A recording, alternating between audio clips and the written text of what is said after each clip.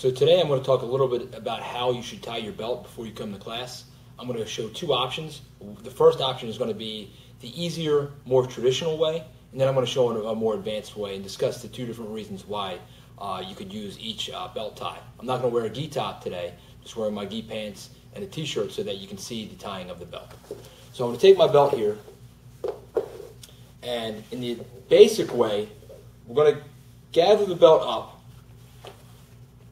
And you don't have to be this particular with it, but we're going to gather the two ends together and reach all the way down, have it hang. So now I've just discovered where the middle of the belt is. I'm going to place that around my waist. I'm going to reach around, crossing the belt in the back. It's going to make a cross here. And again, this belt is tying, I'm tying this belt a little bit low so that you can see the contrast of the black belt on the white pants. Now, as I'm facing here, I'm going to have my right hand, I like to take my right side of the belt, cross it over top of the left. So right is over top of the left. And we're going to take that right tag end that is hanging over the left, and I'm going to feed it, not in the hole, the triangular hole created here, but underneath the belt that is closest to my waist. So I'm now placing this right end in between the pants and that belt. I'm going to pull this snug. If I pull it snug enough, it should lay by itself with a cross here. The end that I just fed through and up is going to be now in my left hand. And again, I'm going to cross that one over top here. And it's going to go underneath through just this first hole. Now here's one of the tricks though. If I just simply pull it this way, the belt does not make a very good knot. It's too twisted. So what I'm going to do is take this, cross it over top, feed it underneath, pull it a little bit snug, and this end I'm going to rotate to the left, counterclockwise. Rotate it there, pull it snug, that way. If I've tied the belt successfully using this fashion, the belt knot will be facing to the left. That is the basic way. And again, when you do the basic belt tie, it's going to have that cross in the back. Now the more advanced version that I discussed doesn't have that cross in the back. And for me, I do the more advanced version because number one, it's a little bit faster for me to perform.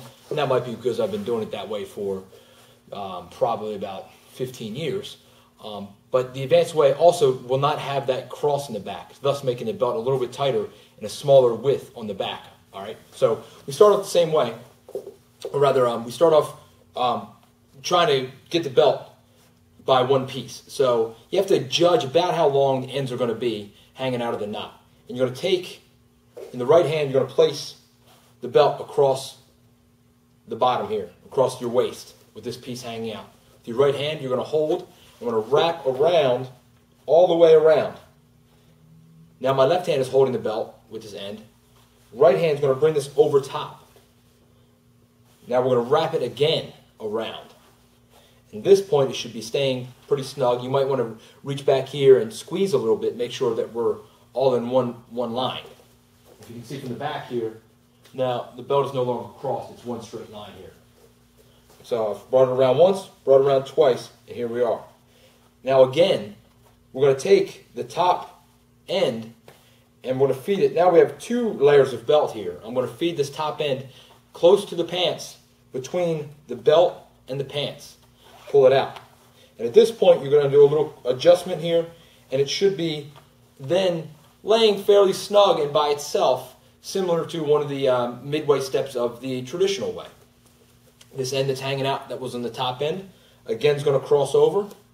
And just like before, we're going to feed it through that hole, twist counterclockwise so that we can lay the belt flat and pull it tight.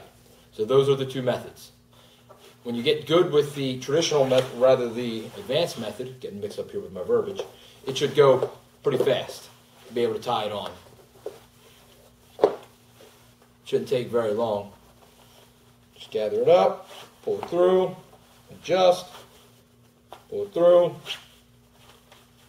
and we're done. as you're working with a belt, it's key that you start with a good knot, obviously, and you make sure everything is nice and snug and lined up properly. If you have the proper knot, it's not going to come as loose as fast. If I have a poorly done knot without making that twist, if I feed over this way and I don't make that counterclockwise twist, the knot's not going to be very snug, and after just a few movements, it's going to start working itself out, and then I've got this mess going on where I have to retie. So start with a good knot, and then as you're working, you're periodically going to just have to check your belt. As you're doing whatever you're doing in class, always make sure that the belt stays snug. Once you start feeling it pull loose, you just give a good sharp pull on both ends, and it'll stay knotted up and snug. So I hope this helps, and if you have questions, just ask me in class. Thanks a lot.